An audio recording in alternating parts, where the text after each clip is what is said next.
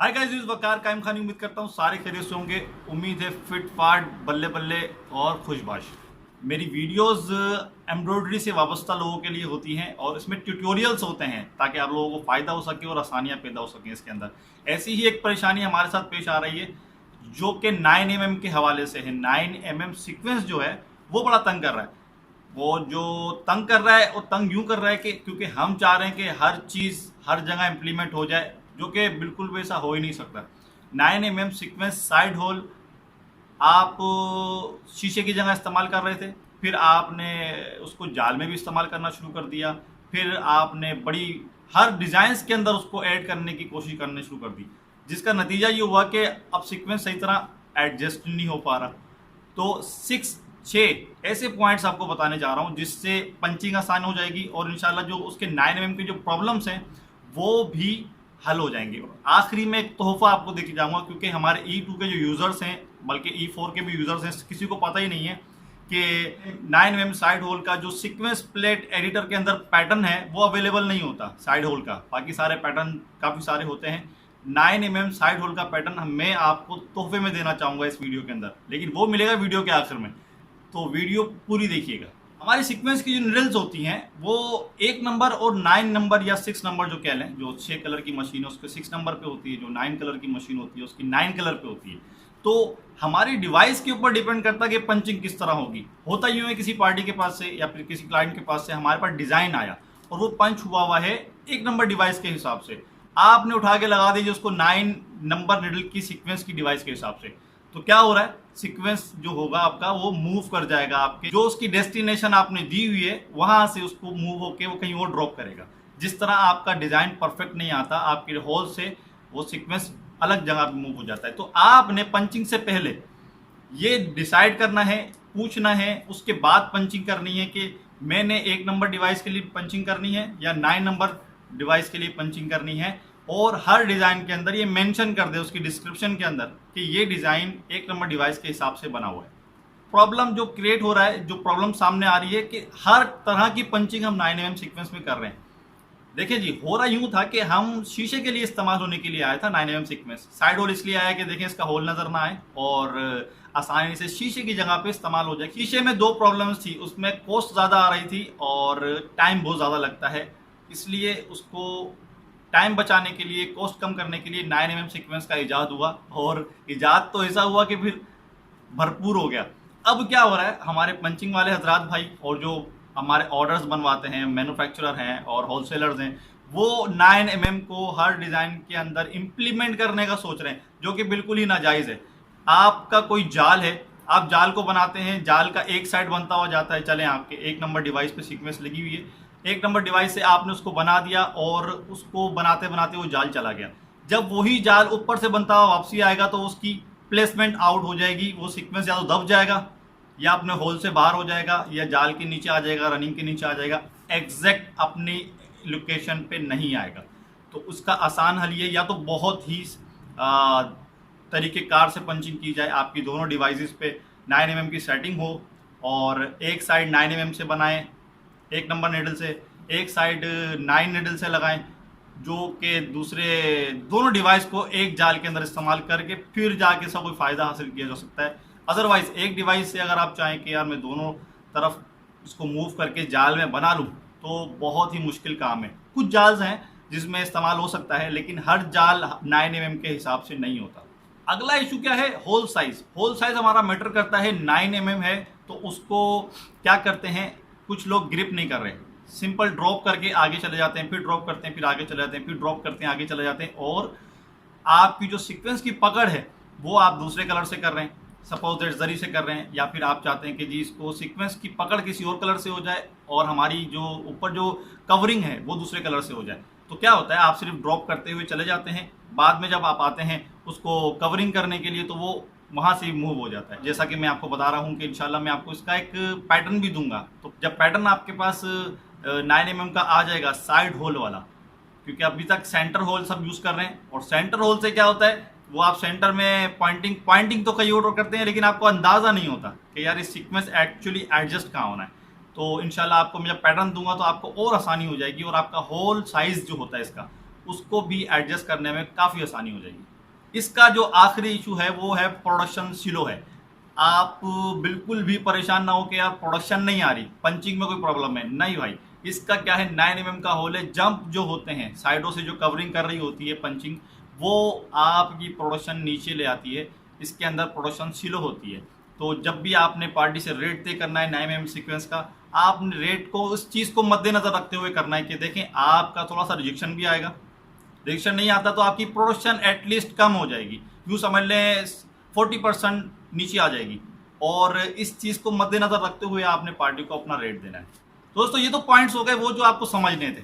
अब मैं आपको ले चलता हूँ अपने पीसी पर, ताकि हम इसकी पंचिंग ट्रिक समझ सकें, इसकी पॉइंटिंग समझ सकें, इसको ग्रिप किस तरह करना है वो समझ सकें, होल साइज का क्या इशू है वो समझ सकें। और आखिरी में आपको दूंगा इसका पैटर्न, जो आप अपने डिज़ाइन के अंदर साइड होल के अंदर, अपने विलकॉम के अंदर E2 में E4 में ऐड कर सकते हैं इजीली, ताकि आपका पैटर्न जो है सीक्वेंस प्लेट एडिटर के अंदर ऐड हो जाए। साइड होल, सेंटर होल नहीं, साइड होल, और आपको पंचिंग करने में भी आसानी हो। यहाँ आप डिटेल में एक चीज़ को समझ लें कि आपकी जो डिवाइस हैं वो दो तरह की होती हैं। एक नंबर पे होती है और दूसरी डिवाइस होती है 6 नंबर या 9 नंबर। एक को हम राइट साइड कहते हैं, 1 नंबर वाली को, 6 और 9 वाली को लेफ्ट साइड कहते हैं। आपने पंचिंग करने से पहले इन चीज़ों को पहले जांच लेना है और पूछ लेना है जिसके लिए डिज़ाइन बना रहे हैं कि आपकी डिवाइस किस साइड पर है। दोनों का मेथड मैं आपको समझा देता हूँ, पंचिंग का क्या तरीक़ेकार है। इन चीज़ों को आप अप्लाई कर देंगे डिज़ाइन के अंदर तो फिर आपको किसी चीज़ की ज़रूरत नहीं है। इंशाल्लाह आपका डिज़ाइन बिल्कुल भरपूर तरीके से चलेगा भी, बगैर ब्रेकेज के चलेगा और रिज़ल्ट भी बिल्कुल बेहतरीन तरीके से आ जाएगा। स्टार्ट करते हैं यहाँ से। राइट साइड वाले का हम थोड़ा मेथड समझ लेते हैं। सिंपल है, हमने यहाँ से अप्लाई करना है और हमें इस रिंग के राइट साइड पे चला जाना है। इस रिंग का हमने सेंटर ले लिया। यहाँ पे हमें सीक्वेंस का एक मार्जिन लेना है। मार्जिन 1.5 mm से लेके 2 mm तक आप रख सकते हैं। 1.5 mm, पौने 2 mm, 2 mm भी रख सकते हैं, आप पे डिपेंड करता है, कोई इशू नहीं है। 1.5 से 2 mm आप रख सकते हैं इजीली। मैं यहाँ पर 1.75 रखता हूँ, 1.75। इसका हमने एक पौने 2 mm का हमने एक होल, पौने 2 mm का हमने एक स्क्वायर बना लिया ताकि हमें मार्जिन कंफर्म रहे कि यहाँ पर मार्जिन हमारा आ रहा है। सीक्वेंस जो आपने ड्रॉपिंग करनी है, सीक्वेंस ड्रॉप करके जो टांका देना है वो आपने देना है सिंगल मैनुअल। आपने यहाँ सिंगल मैनुअल लिया, आए और आप वापसी चले गए। अब देखें किस तरह वर्क करता है ये। आपने यहाँ पर सीक्वेंस ड्रॉप कर दिया। अभी तक जो काम हो रहा था वो हो रहा था सेंटर होल पे। सेंटर होल से क्या होता है, आपकी सेल्फ सेटिस्फेक्शन नहीं होती है कि आपका सीक्वेंस सही तरह से ड्रॉप हो रहा है या नहीं हो रहा। और दूसरी जो एक अहम वजह है इस पैटर्न को क्रिएट करने की, 9 mm साइड होल को, आप साइड होल को अच्छी तरह से जब करेंगे, आगे मैं आपको बताता हूँ किस तरह वो आसानी रहेगी उसके अंदर। सेंटर होल में आप सीक्वेंस का ग्रिप भी सही तरह नहीं कर सकते हैं और आपका सेल्फ सेटिस्फेक्शन भी सही तरह से नहीं रहेगा कि पता नहीं मेरा डिज़ाइन सही जगह आ रहा है या नहीं आ रहा। लेकिन अगर आपने इस तरह इसको, जिस तरह मैं मेथड आपको समझा रहा हूँ, तो अगर आपको पैटर्न भी नहीं है आपके पास तो ये तरीक़ेकार बिल्कुल बेहतरीन है। आप इस तरह भी सेटिस्फाई हो सकते हैं, लेकिन आपको ग्रिप करने में आपको प्रॉब्लम पेश आ सकती है। ग्रिप करना क्या होता है, वो जो हम क्या करते हैं, हम इसको साइडों से ग्रिप कर रहे हैं। जब हम साइडों से इसको ग्रिप कर रहे हैं तो हमें पता ही नहीं है अब हमारा सीक्वेंस कहाँ पर है। सीक्वेंस तो हमारा सेंटर होल है, वो जा रहा है साइड में। अब हमें पता नहीं चलता कि हम ग्रिप किस तरह करें। तो इसका बेहतर तरीका यही है, क्योंकि मैंने आपको फाइल तो दे ही दी है, आपने डिस्क्रिप्शन से डाउनलोड करके अपने पास सेव रखनी है और जो भी डिज़ाइन आपके पास आए उस हिसाब की फाइल उठा के अपने पास डिज़ाइन में अप्लाई कर लें। मुझे यहाँ ज़रूरत पड़ रही है साइड 1 की, यानी कि राइट साइड की जो डिवाइस है उसके लिए हमें फाइल की ज़रूरत पड़ रही है। मैंने यहाँ डाउनलोड कर रखी है, ये देखें डिवाइस 1। इसका डिज़ाइन मैंने ओपन कर लिया है। इसको सिंपल हमने कॉपी करना है और हमें उस डिज़ाइन के अंदर जाके पेस्ट कर देना है। आप जैसे ही पेस्ट करते हैं आपके सीक्वेंस प्लेट एडिटर के अंदर, ये देखिए आपका ये जो इसकी डाई है, इसका पैटर्न है, वो यहाँ पर ऐड हो जाता है। बहुत आसान हो जाएगा आपके लिए। आपने इन टांकों को सिलेक्ट कर लेना है और इसको इस सीक्वेंस पे अप्लाई कर देना है। आपका सीक्वेंस साइड होल आ गया। अब इसकी ज़रूरत नहीं है, आप इसको डिलीट कर सकते हैं। मैंने जो बाहर वाला दायरा रखा हुआ है, वो इस दायरे को जो मैंने रखा है, देखें 10 mm से भी थोड़ा सा बड़ा रखा हुआ है। उसकी वजह है, एक मैं आपको भी समझा देता हूँ। सबसे पहले आपने क्या करना है, ये जो हमारा ड्रॉपिंग पॉइंट है, इसको हम पॉइंट को मूव करके इसको सेंटर कर लेते हैं, सीक्वेंस को हमारे दायरे के अंदर ले आते हैं। देखिए यहाँ तो आपने सीक्वेंस ड्रॉप कर लिया है और अभी तक आपने साइड होल को भी अप्लाई कर लिया है। जो मेन वजह है इस पैटर्न को अप्लाई करने की, वो है ग्रिपिंग। आप करते हैं ग्रिप। इस ग्रिप को करने के लिए अब आपके पास बहुत आसानी है। आपको पता लग रहा है कि मेरा जो सीक्वेंस है एक्चुअल ग्रिप हो रहा है या नहीं हो रहा। इसके ऊपर आप जलेबी चलाते हैं, जलेबी के हिसाब से भी ग्रिप कर सकते हैं। लेकिन ये जब आपने सीक्वेंस ड्रॉप कर लिया, ड्रॉप करते ही आपने ये ग्रिप लाजमी करना है। अगर आप ये ग्रिप नहीं करेंगे तो आपका सीक्वेंस क्या होता है, मूव हो जाता है, पलटी हो जाता है। जब पलटी होता है तो फिर वो डिज़ाइन की जो फैब्रिक का जो लुक है वो भी ख़राब हो जाएगा और आपकी मशीन भी ब्रेकेज पे ब्रेकेज ही करेगी। ये हमने ग्रिप कर लिया इसको। अच्छा, 10 mm का जो मैंने बाहर दायरा बनाया हुआ, उसकी एक वजह ये भी है कि आप उसके साथ आसपास जो रनिंग घुमा रहे हैं वो सीक्वेंस पर नहीं आएगी। यहाँ पर हमारे डिज़ाइनर्स जो हैं गलती करते हैं कि वो हमारी 9 mm की होल है, 9 mm का जो साइज़ है सीक्वेंस का, और हमारी पॉइंटिंग भी 9 mm पे ही चल रही होती है। तो एक्चुअली वो पॉइंटिंग हमारे सीक्वेंस के ऊपर ही चल रहे होते हैं। रनिंग हो गया या ग्रिपिंग हो गया, जो भी हो गया, तो फिर एक शिकायत करते हैं कि डिज़ाइन ब्रेकेज कर रहा है। तो दोस्त, डिज़ाइन तो ब्रेकेज करेगा ना, आप सीक्वेंस के ऊपर पॉइंटिंग कर रहे हैं, डिज़ाइन तो ब्रेकेज होगा। यहाँ से हम जाके वापसी बाहर आ गए, देन हम दूसरे दायरे पे आ जाते हैं। दूसरे दायरे पे भी हम वही काम करेंगे। यहाँ हमारे पास ये बॉक्स एक तैयार है 2.25 बाय 2.25 का। हमने इस दायरे का भी सेंटर ले लेना है। इसको सेंटर लेके हमने सेंटर में रखना है। अब आपके पास ये दायरा बिल्कुल तैयार है। आपने यहाँ से ड्रॉपिंग उठानी है, ड्रॉपिंग के बाद ग्रिपिंग उठानी है। इन दोनों को उठा के इसके सेंटर में रख देना है। यहाँ पे आपने रख दिया।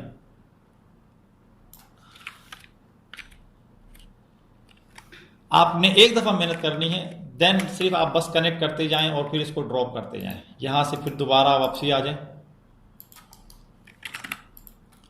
फिर आपने उठा के इसको दूसरी जगह पे मूव कर देना है। देखिए ये आपका सीक्वेंस बिल्कुल प्रॉपर मूव हो रहा है। देन फिर आप आ जाएं यहाँ पर चौथे होल पे। आपने रहना राइट साइड पर ही है। बाज़ लोग गलती करते हैं, सीक्वेंस की ड्रॉपिंग जो होती है वो बड़ी डिपेंड करती है कि आपका सीक्वेंस ड्रॉप किस साइड से हो रहा है। आपने देखिए अभी तक जो 3 बॉक्स हैं, हम तीनों की साइड पर हैं। हम राइट साइड, यहाँ भी राइट साइड, और इसके भी हम राइट साइड पर ही आएंगे। हम इसका सेंटर ले लेते हैं। वही हमने ये तैयार जो है हमारा एक सर्कल, उसको हमने यहाँ अप्लाई कर दिया। That's it. ये आपका राइट साइड की जो डिवाइस है, राइट साइड की डिवाइस आपकी जो है 1 नंबर डिवाइस जो है, उसकी मैं आपको प्रॉपर पंचिंग समझा दी है। अब हम आ जाते हैं लेफ्ट साइड वाली डिवाइस पर। लेफ्ट साइड का जो मेथड है वो बिल्कुल सेम रहेगा, लेकिन सिर्फ जो दायरे हैं, आपका ड्रॉपिंग साइड है, वो लेफ्ट साइड पे आ जाएगा। हम यहां से शुरू कर रहे हैं। बॉक्स बना रहे हैं हम 2.25 mm का। इस दायरे का सेंटर ले लें, इस बॉक्स को सेंटर में लेकर आए। सिंगल मैनुअल से इसको ड्रॉपिंग डेस्टिनेशन देंगे। यहां पे हमारा सीक्वेंस ड्रॉप हो रहा है, वही देखें सेंटर होल से हमारा ड्रॉप हो रहा है। फिर हमने अप्लाई करना है। अब पहले हमने अप्लाई किया था राइट साइड, अब हम अप्लाई करेंगे लेफ्ट साइड। तो मैंने अपनी फाइल डाउनलोड कर रखी है, डिवाइस नंबर 9। ये फाइल को आप सिंपल कॉपी करेंगे,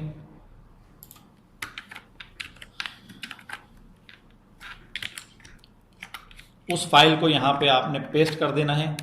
आपने जैसे ही पेस्ट करेंगे आपके सीक्वेंस प्लेट एडिटर में देखें दूसरी साइड वाला भी पैटर्न ऐड हो गया है। सिर्फ पेस्ट कर दें, फिर आप बेशक इसको डिलीट कर सकते हैं, आपका पैटर्न अपनी जगह पे रहेगा। अब आपने क्या करना है, जितनी भी वाइंडिंग करनी है आपने इस पैटर्न के साथ करनी है। ये आपका दूसरी साइड वाला भी पैटर्न आ गया। ज़रा सा मूव कर लें, क्योंकि मैं आपको बता चुका हूं कि मैंने अपना जो बाहर वाला ड्राइंग बनाया हुआ है वो 10 mm से भी तकरीबन बड़ा है। उसकी वजह मैं आपको बता चुका हूं। हम इसको सीक्वेंस को उसके सेंटर में मूव करके ले आएंगे। अगली पॉइंटिंग हमारी पैटर्न ऑन करके होगी।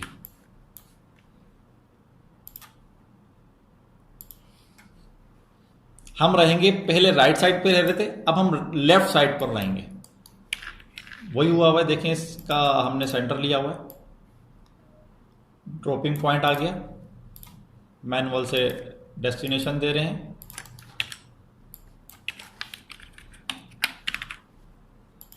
थोड़ा सा मूव कर लेंगे अगर आपने होल बड़ा रखा हुआ है।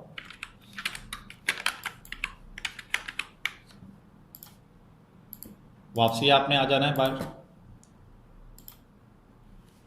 वही हमें जाना है दूसरी साइड, लेफ्ट साइड पर घूम के हम दूसरी तरफ आ गए। बॉक्स को हम रखेंगे,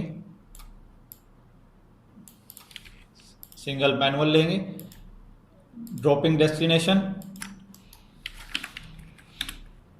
सीक्वेंस ड्रॉप किया हमने। अब देखिए यहाँ पे इस डिवाइस को हमने ऑन करना भूल गए थे, तो ये अपने पुराने रैंडम साइज पर आ गया।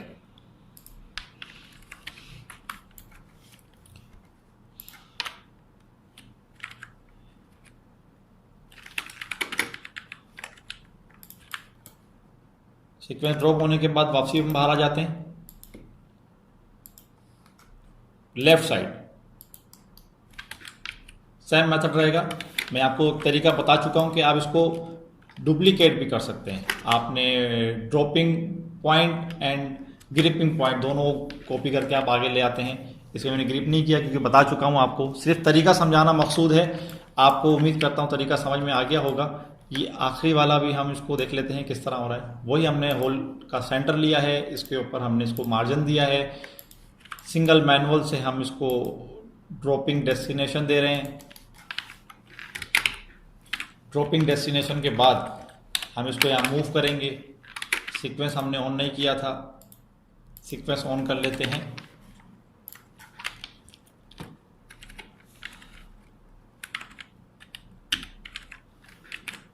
ये आपके दोनों जो मेथड हैं वो मैं आपको समझा चुका हूँ। उम्मीद करता हूँ ये आपको इंशाल्लाह बहुत फ़ायदा देंगे। अगली वीडियो में ज़रूर मिलेंगे। वीडियो को लाइक करना मत भूलिएगा, अपने दोस्तों के साथ शेयर कीजिए, एम्ब्रॉयडरी ग्रुप्स में शेयर कीजिए ताकि सबको इस परेशानी का हल मिल सके।